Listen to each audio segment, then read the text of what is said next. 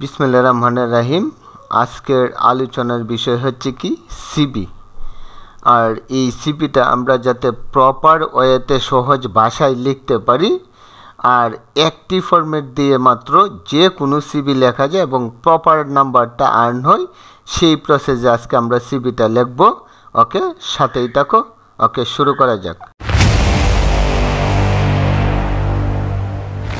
মূল ক্লাসটি শুরু করার পূর্বেই আমি সিবি সম্পর্কিত কিছু তথ্য প্রদান করছি। এটি সবারই জানার খুবই ইম্পর্ট্যান্ট। লক্ষ্য করো, কারণ তোমরা যখন কুয়েশনটা পড়ো অনেকভাবে থাকে, তখন সেটা বুঝতে একটু সমস্যা হয়। এই জন্য এই বিষয়টা সবারই জানতে হবে। অনেকেই বলে সিবি, সিবি জিনিসটা কি, আর রিজিউম এটার মানে কি, আবার সিবি উইথ কভার লেটার এটার মানেটা কি। আমি এই তিনটারই একটু আলোচনা করে দিচ্ছি। লক্ষ্য করো, সিবি হচ্ছে কারিকুলাম ভাইটে, অর্থাৎ কারিকুলাম ভাইটের সংক্ষিপ্ত রূপ হচ্ছে কি সিবি। আর এটার মিনিং হচ্ছে জীবন বৃত্তান্ত। আর সিবি সাধারণত তুলনামূলকভাবে বড় সাইজের হয়, সেটা তো আমরা সিবি আলোচনা করবই, প্র্যাকটিক্যালি দেখতে পারবে। যেমন ধরো নাম, ঠিকানা, রেজাল্ট অর্থাৎ এডুকেশন কোয়ালিফিকেশান, এই ইত্যাদির মধ্যে থাকবে কি শুধু সিবি। আর রিজিউম মানে কি? রিজিউম হচ্ছে সিবির অপর নাম। এই যে সিবির অপর নাম হচ্ছে কি রিজিউম, আর সেটা হচ্ছে আমেরিকান টার্ম। আর এই রিজিউম সাধারণত ছোটো সাইজ এবং টার্গেট বেস হবে। আমি এটারও আলোচনা করব লাস্ট পার্টে। এখন লক্ষ্য করো, CB with cover letter. CB with cover letter মানেটা কি? সেটা হচ্ছে তুলনামূলকভাবে বড় সাইজ হবে। আর এই কভার লেটারে সাধারণত বিশেষ করে জবের জন্য সেটা আবেদন করা হয়। আর বিশেষ করে পোস্টের কথা উল্লেখ থাকে সেখানে। আর লেটারের মতো পার্ট থাকবে, অর্থাৎ অ্যাপ্লিকেশনের অংশ থাকবে। আর নাম, ঠিকানা, রেজাল্ট ইত্যাদি, অর্থাৎ জীবন বৃত্তান্ত। অর্থাৎ জীবন বৃত্তান্তর সাথে আরেকটি অ্যাপ্লিকেশান যুক্ত থাকবে, পোস্টের কথা উল্লেখ থাকবে, সেটি হচ্ছে কি সিবি উইথ কভার লেটার। আর আমি পূর্বেই বলেছি সিবি শুধু জীবন বৃত্তান্ত থাকবে, আর কভার লেটার মানে কি অ্যাপ্লিকেশান এবং পোস্টের কথা উল্লেখ থাকবে, সেটি হচ্ছে সিবি উইথ কভার লেটার। ওকে ওকে, তাহলে নেক্সট পার্টে আসা যাক। এখন আমরা শিখব সিবি উইথ কভার লেটার, যেটা জেনারেলি পরীক্ষাতে আসে, আর সেটা শর্টকাট টেকনিকে আমরা শিখব।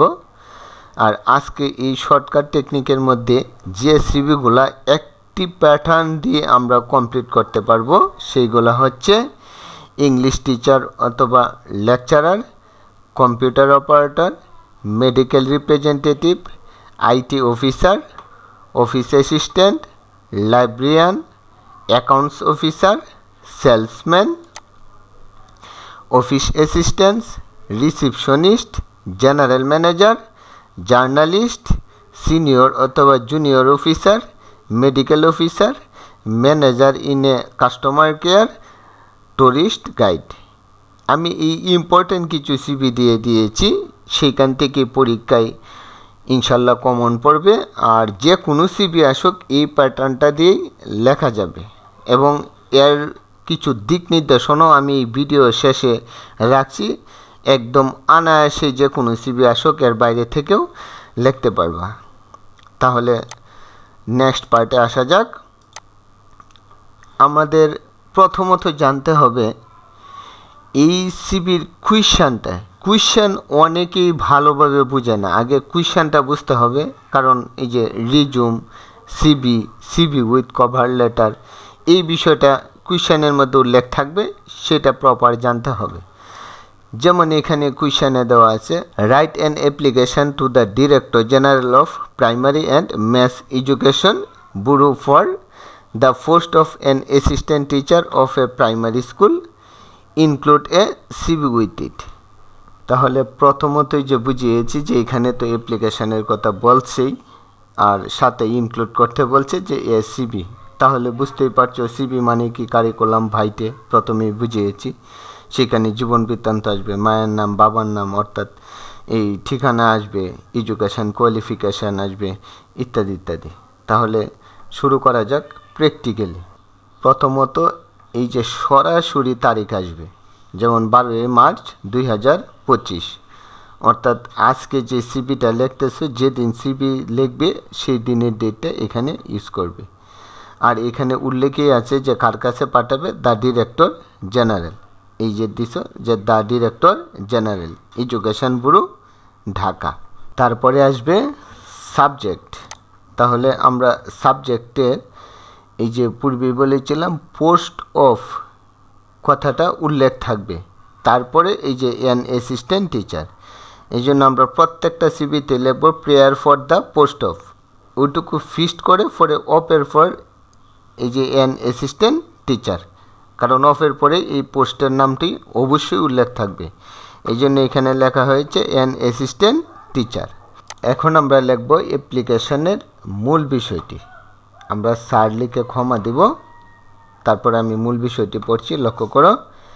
আই এম হাইলি ইন্টারেস্টেড, অর্থাৎ আমাকে গভীর আগ্রহী করেছে, সিইং ইউর অ্যাডভার্টাইজমেন্ট, আপনার বিজ্ঞপ্তি দেখে, published in the Daily Star on 15th instant, অর্থাৎ 15 তারিখের যে ডেইলি স্টারে প্রকাশিত খবরে, and would like to be considered, এবং বিবেচনায় করা হোক, ফর দ্য পোস্ট, ওই পোস্টের জন্য।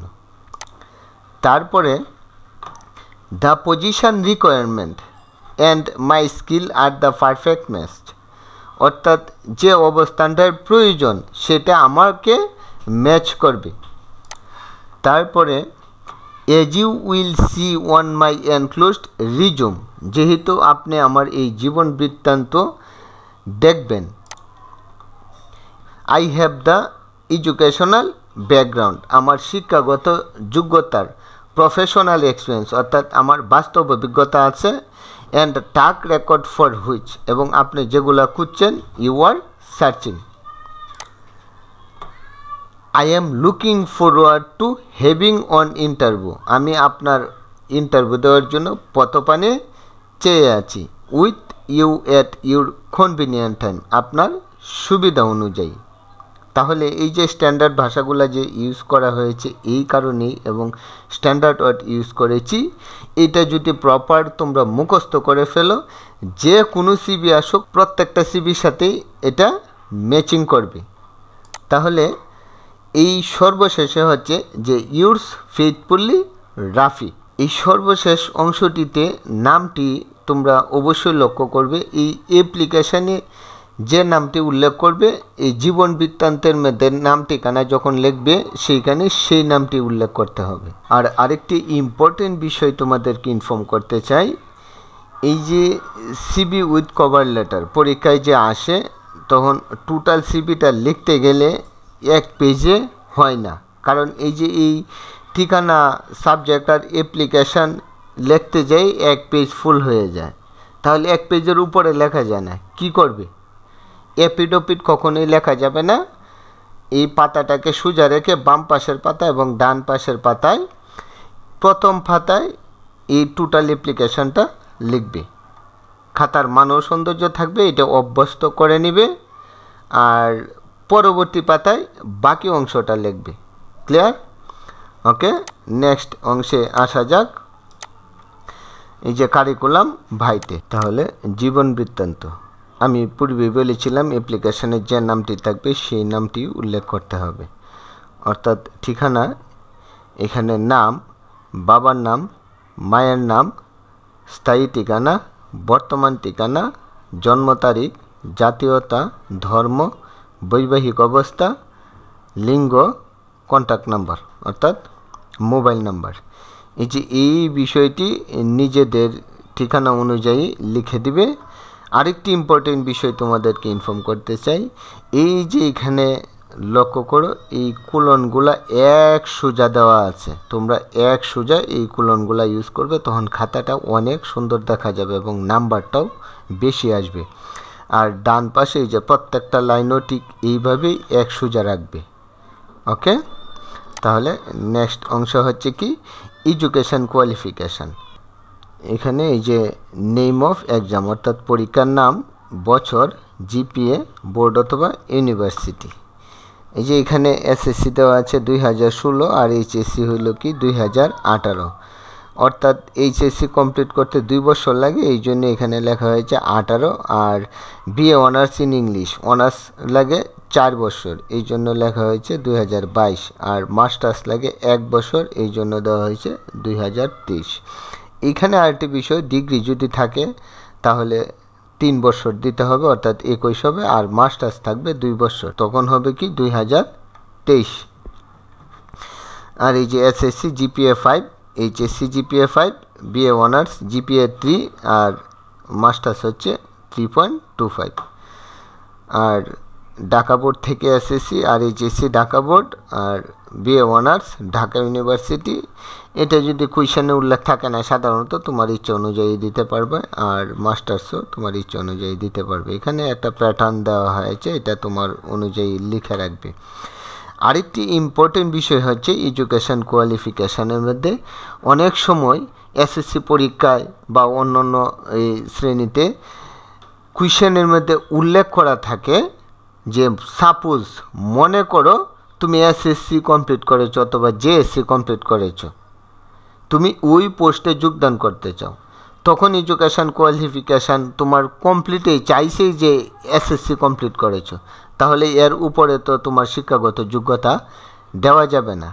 আর এটা যদি উল্লেখ না থাকে তাহলে তুমি শিক্ষাগত যোগ্যতা অধিক দিতে পারবে, সেটা কোনো সমস্যা না। এখন আমি খুবই ইম্পর্ট্যান্ট আরেকটি বিষয় তোমাদেরকে ইনফর্ম করছি, যেটি হচ্ছে এই অ্যাপ্লিকেশানটা লেখার মধ্যে এই যে যার কাছে লিখবে সেটা, যে সিবিগুলো সাধারণত যে ধরনের সিবি পরীক্ষায় আসে কার কাছে লিখবে সেটাই একটু সমস্যার সম্মুখীন হয়, অনেকেরই হেজিটেশন ফিল হয়।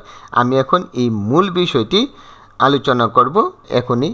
এই যে অ্যাপ্লিকেশানের এই অংশটি, যেমন the director general education bureau Dhaka, এই ঠিকানাটি কিন্তু মোস্ট অফ দ্য এই সিবিতে যখন পরীক্ষায় আসে এই সরাসরি এই ঠিকানা লেখা থাকে না, তাহলে পোস্টের উপর ভিত্তি করে কার কাছে পাঠাইতে হবে সেটা লিখতে হবে।